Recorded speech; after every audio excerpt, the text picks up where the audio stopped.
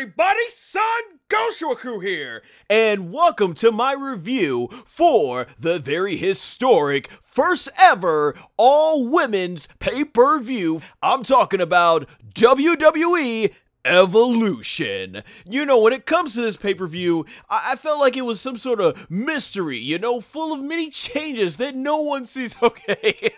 Alright, yeah, obviously play all words of the Evolution theme, line in the sand, just had to, but no, guys, man, this pay-per-view blew me away. Like seriously, it is incredible how this show was from top to bottom. I mean, I was kind of wondering, did Vince McMahon book this show? I know he gets the final say in the matter, but it really felt, and a lot of you that follow the NXT shows or a lot of the specials outside of, you know, basically the specials on the WWE Network, you'll notice that, you know, you could tell almost Triple H's style of booking, the way with NXT, his NXT crew and everything, and it really felt like this show, like I was watching the main roster booked sort of the same fashion as NXT and WWE. So definitely, this was an amazing show from top to bottom. We're going to go into what I will say is definitely a very positive review of this show. But first, make sure to hit that subscribe button, followed by hitting the notification bell, so that way you are notified as soon as my content is released. Alright guys, so kicking off with the first match, we have WWE Hall of Famers, Team Bestie, the returning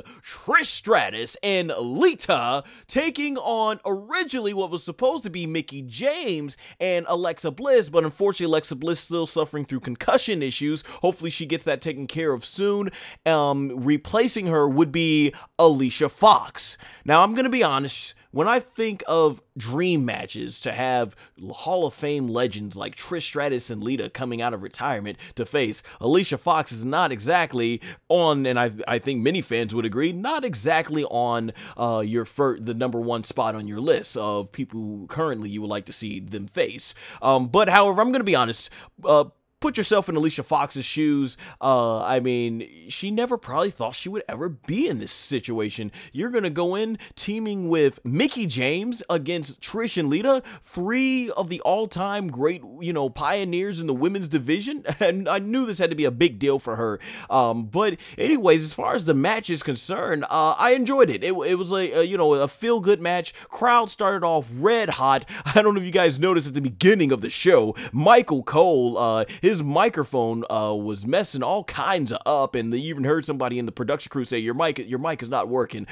So yeah, with that said in mind, the match was pretty fine for what it was. Trish and Lita, you know, they haven't been in the ring for a long time outside since we see them at Royal Rumble, and I thought they looked pretty good. Trish is definitely doing some nice takedowns, and just doing some nice, you know, cool athletic stuff. Lita, you know, she was in the ring a long time, so both of them were going at it, and much credit to Mickie James and particularly too in Alicia Fox, who sold their butts off, you know, for Trish and Lita. You know, both of them, you know, getting back into the ring shape and everything. Like I said, it was definitely a really fine, good match. We got to see all our classics. You know, you got a really cool moment of Mickie James and Trish Stratus face to face. You know, we all remembered the WrestleMania 22 match, and I loved it. Michael Cole on commentary actually pointed out that Trish and that the interesting cycle between Mickie, Trish, and Lita, about how, you know, Mickie was Trish Stratus's last match on Monday Night Raw before she retired, going up against Trish Stratus' last match before she went up against Lita,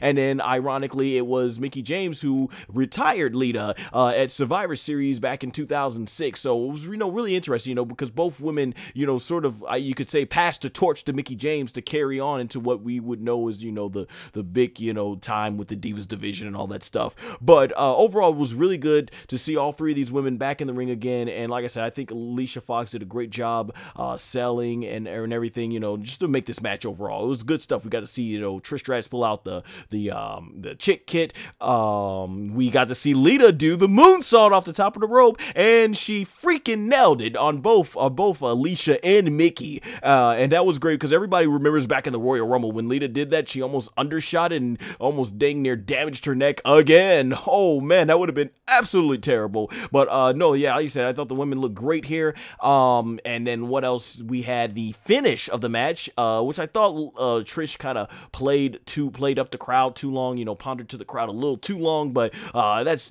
either near here and there. But at the end, she lands the Stratisfaction and is able to go ahead and pick up the victory, and there you go, Trish and Lita, Team Bestie wins. So overall, a really nice, fun match to kick off things, and the crowd, by the way, was really hot. I thought the crowd was really hot for, honestly, a lot of this show, so that was definitely awesome, you know. But I will say the only, I think, probably misfortunate part of this match was the botch where Alicia Fox came in way too late. So the referees count 1, 2, and you can visually see on the screen that right when he's supposed to hit 3, as opposed to Alicia Fox coming in and breaking up the count, he holds the 3 count. So before, he purposely holds the 3 count before his hand could hit the mat to wait for Alicia Fox to come in, and then it breaks up like about a second right after it. It's like, you know, that was unfortunate. There have been rumors and talks that Trish and Lita will be coming back for a more part-time basis. So if this is true, I think this was definitely a fine match to reintroduce Trish and Lita to the newer audience, and you familiarize them with the older audience. So clearly a lot of people remember them, right? But yeah, I would love to see, you know, stuff like Lita versus Bayley. You know, if AJ Lee ever came back to WWE, how cool would it be to tell that story of Lita versus AJ Lee? I mean, the story just writes itself, you know, from their first meeting when she was like, what, 14, meeting her and all that stuff, in like the, what was it, when she was getting the autograph session, she was doing the autograph session, and Trish versus Sasha Banks, you know, we already saw they look like they have tremendous chemistry just from what we saw in the ring. So definitely be interesting. And for me personally, Lita and Molly Holly both share the #1 spot as my 2 all-time favorite women's wrestlers. I met Lita before last year during WrestleMania 33 and at C2E2, and you know, like I told her then, to me she's like the be-all end-all of women's wrestling and stuff like that. That's just for me personally. You know, I obviously know, yeah, there's more wrestlers out there that were more technically sound than Lita, but it's just what Lita represented. Back when I grew up during the Attitude Era, it was so cool to see Lita doing all the cool stuff. Like I was saying, like, you know, she was going off tables and ladders and stuff, and I'm like, oh, it's so cool, you know. And Molly Holly, one of my all-time greats, which I will definitely have more to say getting to the next match. So a battle royal to determine who gets a future WWE Women's Championship match. So I got a list here of the participants. Zelina Vega versus Naomi versus Sonya Deville versus Michelle McCool versus Alundra Blaze. We all remember her as Medusa. Carmella versus Carmella versus Kelly versus Tamina versus Ember Moon versus Lana versus Maria Kanellis versus Mandy Rose versus Molly Holly versus Dana Brooke versus Nia Jax versus Ivory versus Asuka versus Tori Wilson versus Peyton Royce versus Billie Kay. Woo! That was a mouthful to say. Yeah, you know, I popped loud for like a lot of these entrances. It was great to hear a lot of these music over again.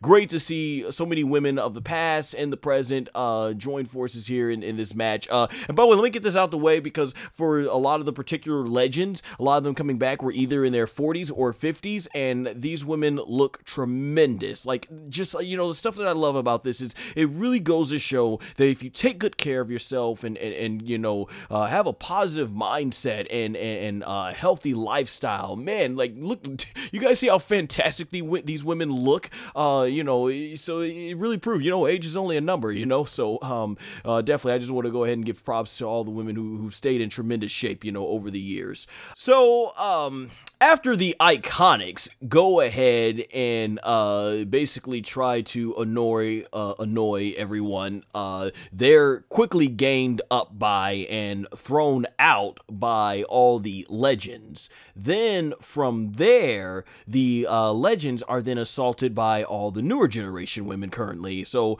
and then that's when the whole brawl and everything went ahead and spiked out and all that stuff. Now, I mentioned Molly Holly shares the #1 spot with Lita as my all-time two favorite women's wrestlers of all time. Just number one. I can't choose between either. So with that said in mind, it was cool to see Molly, kind of, face Asuka for a little moment. But then next thing you know, Mandy Rose and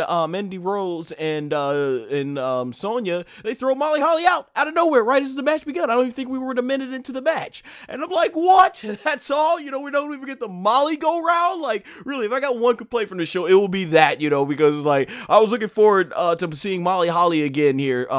So that sucked. I would have loved to see more Molly Holly in the ring, but who knows? Maybe she wasn't able to compete on a longer basis. It takes a lot to get back in the ring shape. But anyway, going on with the match, the strategy here basically was that Sonya Deville and Mandy Rose worked together as a team, so they were eliminating, and then eventually Deville is outside the ring, and Mandy eliminates her, and it's like, oh, okay. And let's see, what are some of the other things? I'm just trying to remember right off the top of my head what was some of the other cool stuff we saw in this match. We saw a standoff between Nia Jax and Tamina, which they had been teasing a lot on Monday Night Raw. But then they had formed an alliance and just started running roughshod over all the women in the ring. Let me see, what else happened we had here? There was one part of the match where everybody was down and Carmella was up. And so Ivory, she does a dance break in the middle, calls for a dance break in the middle of the ring, and the crowd starts going crazy. And even then, after that, Ivory gets involved and starts dancing. So that was a pretty fun spot. Get some comedy spots there in the Battle Royal. Another thing too that was really weird. There was a weird botch between who was it? Ember Moon and Carmella. So the fans were booing that. It didn't seem right there. I'm trying to just remember right off the top of my head. I remember in the end it was Ivory. There's so much when these battle royals are keeping track. Ivory was one of the 5 finalists, I remember, and she eventually ends up getting eliminated. Not before we got to see a cross body from her. So it was really good to see Ivory last that long and being able to still go. After all this time, I hadn't seen Ivory wrestling, man, I don't know how long. I remember Tamina. There was the way they shot it. The Ember Moon hit a really cool looking eclipse on Tamina Snuka, so that was really cool, and eventually Tamina ends up getting eliminated. We got a really cool stare down towards the end with what's her name? Oh yeah, I forgot to mention Michelle McCool was one of the last few to get in there, but she ended up getting eliminated because I didn't know if they were gonna have her eliminate mostly everybody.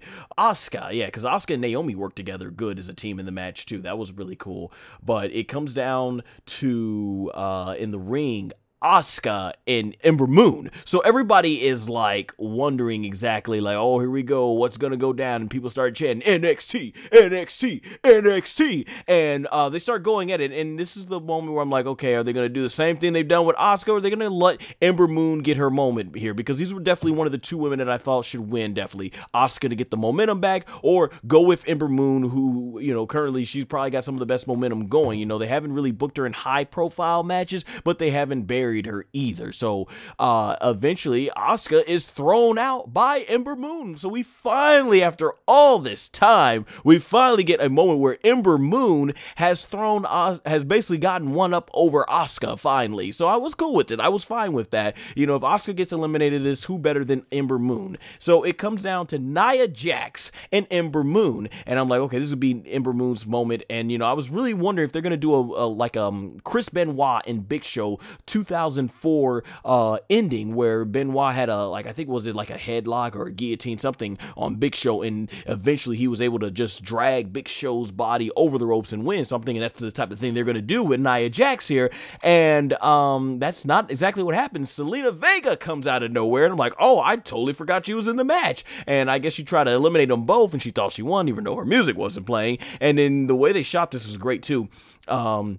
she runs right into Nia Jax, who picks her up and does the gorilla press slam, throws her out, and I guess Tamina was supposed to catch her, but instead it looked like she got a face full of Selena Vega's knee right in the face. I don't know if her nose got broken or something, hopefully not, but man, it looked nasty.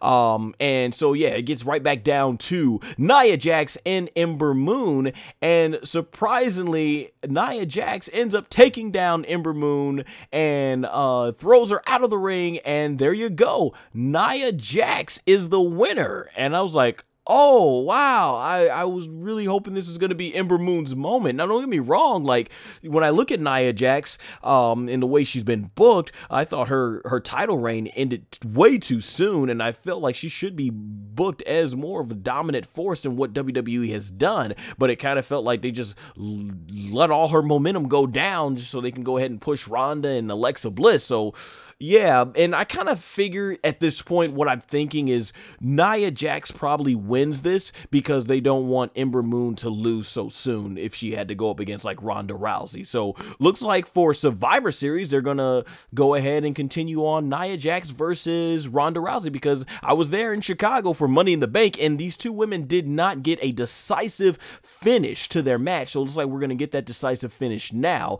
But overall, I enjoyed the Battle Royal. They gave it plenty of time. It was really cool. Like I said, I just wish we would have got more Molly Holly in the match, but overall it was definitely good, so definitely worth checking out. They did not rush this Battle Royal with like people going out of the ring left and right outside of Molly Holly, but yeah, just definitely check this one out. It's definitely good. But I must say, it is really sad to see what they've done with Asuka. I mean, by this time of the year, I would have hoped, and I know many fans would have hoped, that Asuka would have been built up still with her undefeated streak. They could have built up both Ronda Rousey and Asuka dominating Raw and SmackDown respectively. That's going to lead into a match against one another at WrestleMania 35. But that's not the way they've gone. And like I said, while I do understand why they probably had Nia Jax wins, and I do think Nia Jax as well deserves to be booked better, with this, the thing is like, okay, you have Ember Moon finally get her moment over Asuka, and then Ember Moon gets eliminated. So it's kind of like, you know, this could have been her moment. Like, you know,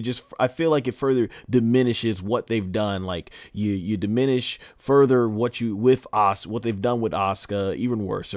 And then Ember Moon, you're like, okay, well, she will get her. Oh no, so they just eliminated Asuka, and then just have Ember Moon get eliminated right after. It's like, yeah. But I still stand by what I said earlier. With that said in mind, let's move on to the next match. The Mae Young Classic Final, Toni Storm versus Io Shirai. So yeah, this is definitely one of my favorite matches on this show. I think from a technical standpoint, this was definitely the best match from a technical standpoint.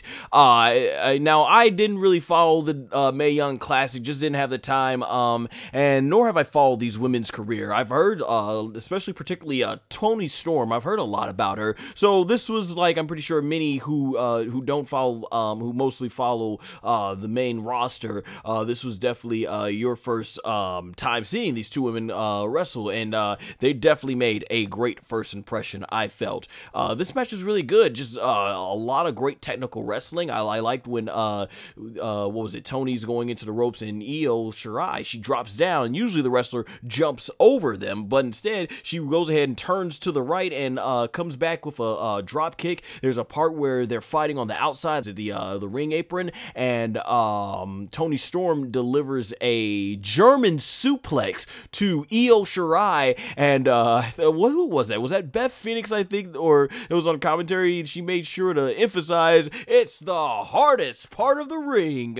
But yeah, there was a lot of great action. You had the tremendous moonsault from Shirai to from the top of the rope to the outside onto Toni Storm. So a lot of great stuff here. I'm trying to think, what was the main, yeah, the big match. Oh yeah, Storm Storm was hit with the 619, and the thing, you know, is Io Shirai is a big influence of Rey Mysterio, who just returned. But in the end, Io Shirai goes up for her moonsault, and from there she gets the knees to the gut, basically, when she comes crashing down, and that's where Storm is able to go ahead and do her finisher, the what was that, the Storm Zero? Yeah, Storm Zero, pins her 1, 2, 3, and there you go. Michael Cole made a great he made a great, went out of his way to put over Io Shirai, saying that she's definitely going to be going places in WWE. So I'm pretty sure we haven't seen the last of her. And he put over Toni Storm. You know, she's got charisma, she's got amazing technical ability, she's got amazing high flying. She's like got the whole total package of what it takes to be a WWE superstar. So definitely expect great things to come from her. Triple H, Stephanie McMahon, and Sarah Del Rey were all in the ring, and they went ahead and definitely gave her the flowers, hugs, and of course the glass trophy of the Mae Young Classic. So definitely congratulations to Toni Storm, and definitely one of the really good matches on the show. Like I said, just from a pure wrestling standpoint, I thought this was great. However, like I said, I just really hope that these women really put on a good enough performance, basically to make a great impression for those who didn't. I mean, certainly for me, I was very impressed. But if there's anyone out there that did watch the tournament, please leave a comment in the comment section below and definitely give us a more insight, in-depth comparison to how this finals compared to the other matches in the tournament. With that said, let's get started on the next match. The 6-woman tag team match, Sasha Banks, Bayley, and Natalya versus the Riot Squad. To be honest with you guys, the build-up in this match, I mean, the build-up was meh. There really wasn't nothing to it. You know, it's like they just spam the same matches over and over and over a lot with the Riot Squad, and you know, when they're going backstage, there's like a segment on Monday Night Raw where I think the Riot Squad was portrayed as being, you know, these out-of-control women that go on these riots by spraying ketchup and mustard on the door. I don't know about you guys, but back in 2002, I remember trios like the NWO jumping the Rock, throwing him into an ambulance, and then taking a semi-truck and then running it right into the ambulance with the Rock trapped inside. Now that right there is what I would define as heel heat. This, I'm like, okay, I mean, does that door have any value to Natty? Whatever. But with that said in mind, guys, much respect to all three of these women, because they went out there and had what I thought was a really good match. This match right here for the, well, that's the thing, it wasn't for anything, but yeah, I just thought I appreciated the match. It was very well worked. The Riot Squad, they totally worked great as a team, constantly trying to, you know, keep all three women separated from their opposing side. We even got some cool spots. We got to see Natty break out the old double sharpshooter. We got to see tribute to Jim Neidhart and Bret Hart with a heart attack. We got to see what was it? Sasha Banks even at the end break out tribute to Eddie Guerrero as she hit the frog splash. So you got some nice moments in this match. It was a pretty lengthy match, and I thought it was really well done. I think I even dare say it was the Riot Squad's best match, so that I think I've seen. It's just the unfortunate part about this match is there just really is no consequences to it. There really is nothing that was going to progress the storyline. It was just a match that was there on the card, but like I said, all of these women did not let that stop them. They went out there, performed their butts off, and told a really good story in the ring, I felt. So definitely a really good match. I enjoyed it. I did. I really enjoyed it. All right, moving on to the next match. The NXT Women's Championship match, Kairi Sane defending the title against Shayna Baszler. So I believe this would have been their, is this the fourth match? I think so, because right, they had the first match at the Mae Young Classic last year, and then they had that one match on NXT that Shayna Baszler won, and then of course Kairi Sane defeated Shayna Baszler at the during SummerSlam weekend at NXT Brooklyn 4, and so this was their fourth match. Yeah. All right. So with that said in mind, more or less of what you would expect. Both these women have tremendous chemistry. They always are tearing the house down in the ring. So you had it was just more or less of what you've seen before. I would definitely say I don't think it was their best. I like the Brooklyn match a lot better. I did like that one in the Mae Young Classic. So this match, definitely though, I thought it was pretty good. The big story of this match, however, is once it gets to the outside. So this is basically where I believe Baszler, was it Baszler that I think did a drop kick? No, I don't know if it was not a drop kick, but not a backdrop, but somehow, from what I'm trying to remember in the match, Kairi Sane somehow ends up inadvertently, as Jim Ross would say, onto the other two horsewomen, of course being, I believe their name is Jasmine and Marina, I think it's their names. Yeah, I haven't really followed their careers that much, so please forgive me if I mixed up the names there. But yeah, this is what makes them get involved against Kairi Sane. So all through the match, they're interfering from the rest of the match here. They're all interfering, and from here, that's where when Kairi is about to go for her insane elbow, I think, was it Marina? I forget which one it was, she had to push away, and eventually this all leads up to Kairi Sane ending up in the, I forget what Baszler's chokehold is done. I know it's something different than what Samoa Joe's name is for it, but she ends up in this in the chokehold again, and as a result, Kairi Sane ends up basically fading out. She tried for a long time to fight it, but she ends up fading out. And as a result of this, we have Shayna Baszler, the first woman to be a two-time NXT Women's Champion, and she leaves with Marina and Jasmine, and now it looks like that was their official debut. So 3/4 of the horsewomen are now in NXT. So maybe this means Kairi Sane is probably going to the main roster, and they're going to establish the remaining 3 horsewomen in NXT together as a force before they eventually get called up and perhaps join forces with Rowdy Ronda Rousey. So overall, it'll be interesting to see where this goes and how things lead into NXT War Games. So yeah, that's coming in right before Survivor Series. All right, so moving on to the next match, which is honestly the match of the night, which honestly could be definitely a match of the year contender. Arguably, I've heard so many people say this, and honestly, they might be right. The best women's match in the history of WWE in terms of the main roster.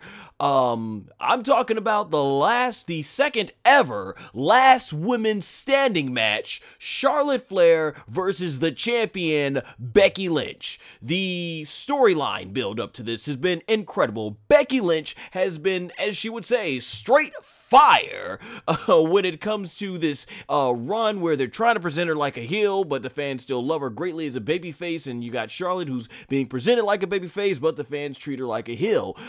So the build-up has been great, other than WWE trying to go against the grain. However, the match itself, this was supposed to be the blow-off match to this rivalry, and man, what a match. These two women, like, I'll say this, if you choose not to watch all of Evolution, go out of your way at least for this match, because this match was incredible from top to bottom. These women went at it. They were throwing chairs all over the place into the ring and taking bumps on them, nasty, sick bumps. You know, one of the complaints that I remember being around in in some of the matches that they had with the women, it felt like WWE wouldn't let these women go all out with the bumps that they could from like off of ladders and all the really devastating chair bumps that we knew they could take. And in this match, they didn't. They didn't hold back at all. They let these women go at it. So you even had it got to the point where Becky decided to go ahead and walk away. Just try to walk, get the heel heat, walk away. But Charlotte's not gonna have any of that. Oh man, there was just so much stuff. You had table spots in this match. Well, let's go to one of the biggest table spots that we had actually outside the ring. So they teased a lot as if it was going to be double counted. I think like a double count out, because there was a point in the match where Charlotte actually gets Becky Lynch. I think, was it her arm that got injured? No, the leg. I think it was the leg. Yes, it was the leg that got injured, because she did a really cool spot where she hit the figure 4 leg lock, and I thought it was pretty innovative. The figure 4 leg lock, and then into the figure 8 through the ladder with Becky's legs completely wrapped around. So they were making it real obvious. I thought it was going to be like, oh, it's Nakamura and AJ Styles last man standing match again, or even like the ending very much to Samoa Joe and AJ Styles. Of course, we thought that would be the last match. They were going to be at Saudi Arabia in the Crown Jewel pay-per-view, but that's neither here nor there. The point is, in those matches, if you notice with AJ Styles against those two, the ending of those matches, they did where like the heel finally got theirs and AJ Styles took advantage, and that's what they were building up to. Like, oh, Becky Lynch's leg is injured and Charlotte's got her right where she wants her. So I'm thinking, all right, Charlotte's gonna probably win. There's even a part where Becky buries Charlotte under all the rubble, basically, right, from like chairs and stuff like that, broken pieces around the ring, and Charlotte manages to escape, and Becky's looking scared and backing off and asking for forgiveness. But eventually, Becky is able to get Charlotte onto the announcer's table and breaks out a big ladder. She climbs on the ladder and gives her a double leg drop from the top of the ladder onto the floor, and it's like, man, this was sick. It was just sick, man. It was awesome. Seeing stuff like this, these women were going all out. There's even a part in the ring where Charlotte, which was very unfortunate, Charlotte did a moonsault, and I mean, she landed it perfectly, but the table didn't break. Yeah, I mean, what can you do? But like a pro, Charlotte went ahead and called an audible and threw Becky Lynch back on the table and went for a senton bomb, and that time it did break the table. So that was really cool to see. Let's see what else happened in this match. Yeah, let's get to the finish of the match. So in the finish, like I said, it just seemed like they were gonna go that very typical route of Charlotte winning. Becky's beaten down. She's on a table that was pulled out earlier from the ring towards the entranceway, or going towards the entranceway. So Charlotte's going on top of the ring. It looks like she's probably gonna do another moonsault or something like that, and this is gonna be the finish. Now, they weren't showing Becky on screen, and I'm at this point, guys, I'm literally hoping, like, I hope WWE has a shock finish at the end. I hope that you have a shock finish. So then, out of nowhere, out of frame, Becky comes up and grabs Charlotte and does a power bomb, delivers a power bomb, throwing her from the top rope all the way to the floor of the table. And Charlotte's trying to get up, and the referee's counting, like, you start getting to 6, you start getting to 7, and Charlotte's dang near almost on her feet, which, hey, yeah, let me remind you, I thought was some total bull crap in this match. I mean, it doesn't mean much given the result that happens, but there was a part where, I don't know if you guys remember seeing this, where I believe Charlotte is down. I think it was when she was getting buried or something, or something like that, was trying to get up, and the referee, I'm like, count her. Kind of remember when Jim Ross was yelling to Vince McMahon to count him when Steve Austin got the stunner on Dude Love back in 1998, and Vince McMahon just stood there, and Jim Ross is on the commentary, my God, count him. That's what I was like, and I'm like, why is he not counting? And I'm like, it's gonna be so much BS. But like I said, it doesn't matter right now, because given the result, which, Charlotte Flair is almost to her feet, it's like count of 9. I'm like, oh, they're gonna do it, and then she falls back down to her knees and still on her hands. 10, and the crowd erupts. I marked out. I got out of my chair and I was like, yes! Yes! Yes! I was doing the Daniel Bryan yes chance because they did it. Becky Lynch actually wins the blow-off match. Becky Lynch wins the feud and retains the SmackDown Women's Championship over Charlotte Flair. They actually went there, and it was such an amazing moment. I'm pretty sure there was a lot of people marking out. And what I thought was really interesting is that they had Michael Cole on commentary treat it as if it was a babyface win. Instead of, saying, oh, that dastardly Becky after everything she's done, he's actually talking about the fans and how basically they're all cheering, explaining, to the audience, saying that, they're behind her because they felt for so long Becky was held back and they're happy to see her get her moment. So I'm like, oh, are we getting an actual, they're going to just say, yeah, we're going to treat Becky Lynch like a babyface. So Becky Lynch is on a huge roll of momentum right now, but hats off to both these women. They put on a tremendous match, definitely the greatest match that I think they've had here in WWE. I would say this match is to them what the NXT TakeOver Brooklyn match was to their other two fellow horsewomen in Bayley and Sasha. Like, you could really say that was the greatest NXT women's match in history.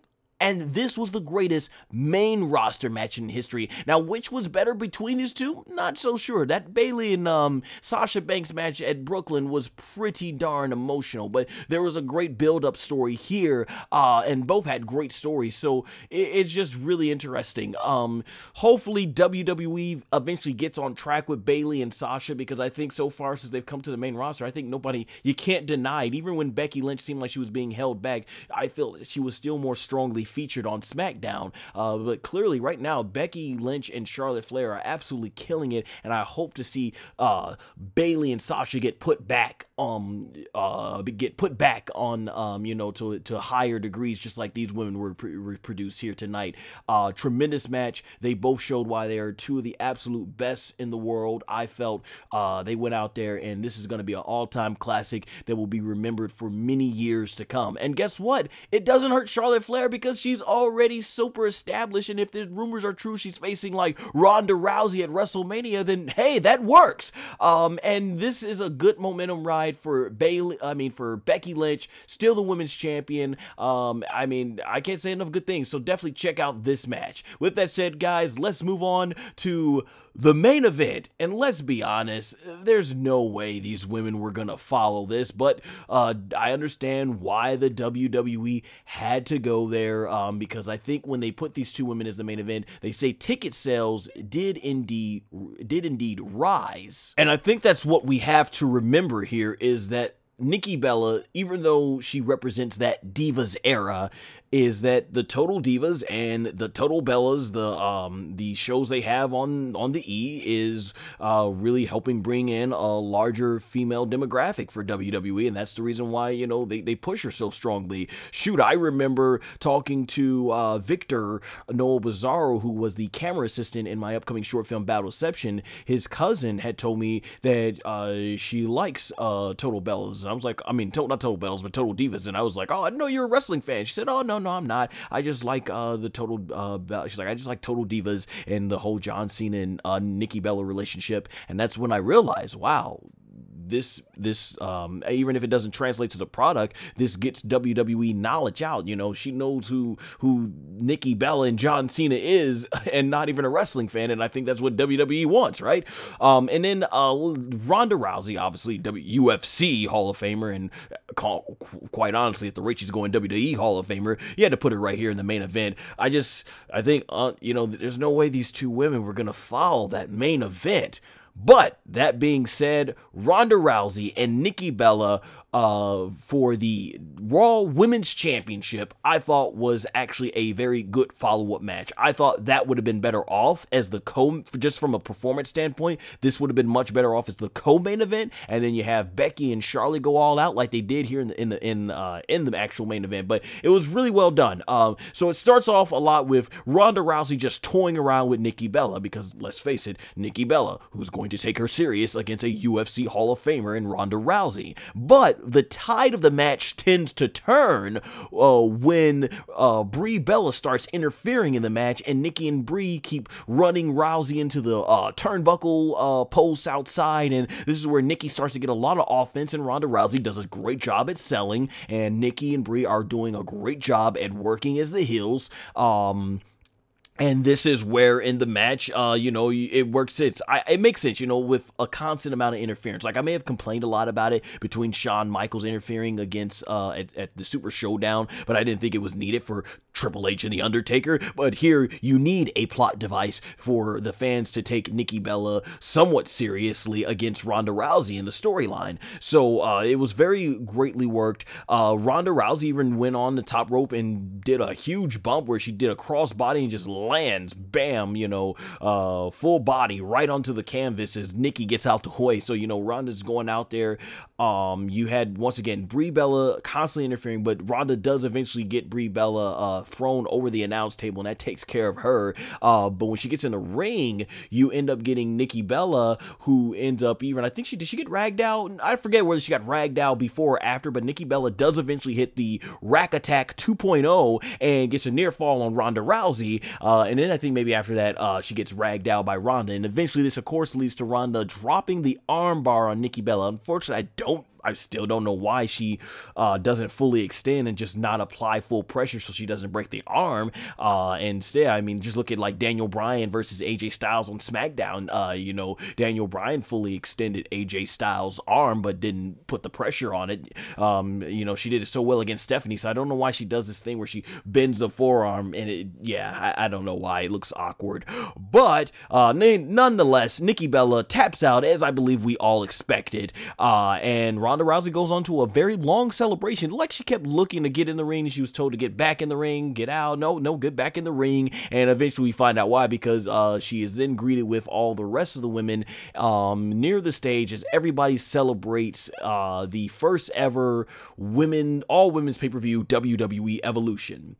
Overall, like I said, I thought this show was incredible from top to bottom. Definitely the best WWE show, I think, main roster show we've had this year. And the Becky and Charlotte match was incredible. And if you ever ask me, like, why do I still watch WWE? It's because of matches like those. It's because of performances like those. It's because of talents like Sasha, like Bayley, Sasha, what we saw at NXT Brooklyn, talents like Charlotte and Becky, and just overall the talent that WWE has. Because when the story is good, when the matches are good like this, and you get those feel-good moments of seeing someone like Becky Lynch get their rightfully deserved place, it just makes wrestling all that great, and you're reminded why you are a fan. It's just sad that when it comes now down to WWE, that these moments are so far and few in between, if I said that right. But it was definitely I thought a really good, strong show. It's just from top to bottom. Like, I literally watched the whole show straight from top to bottom and thoroughly enjoyed it. The only complaint I really got is Molly Holly getting eliminated so quickly.